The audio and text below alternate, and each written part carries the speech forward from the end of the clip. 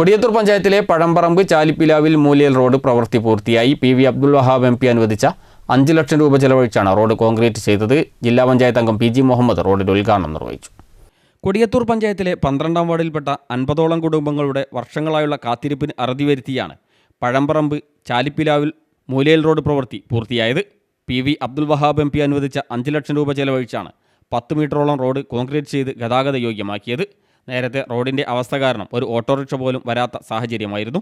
ഇതോടെ വയോജനങ്ങളും രോഗികളും കുട്ടികളും ഉൾപ്പെടെ ഏറെ പ്രയാസത്തിലായിരുന്നു. ഈ സാഹചര്യത്തിലാണ് വാർഡ് മെമ്പർ SA നാസറിൻ്റെ ഇടപെടൽ മൂലം റോഡിന് ഫണ്ട് ലഭ്യമാക്കിയത്. ജില്ലാ പഞ്ചായത്ത് അംഗം PG മുഹമ്മദ് റോഡിൻ്റെ ഉദ്ഘാടനം നിർവഹിച്ചു.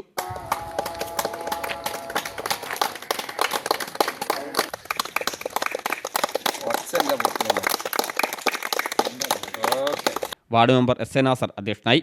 TPC Muhammad, K ഷാജുർ Rahman, PC Mubasheer, സലാം പൊയിലിൽ, N Muhammad, TP Moideen, KV Mujeeb തുടങ്ങിയവർ സംസാരിച്ചു.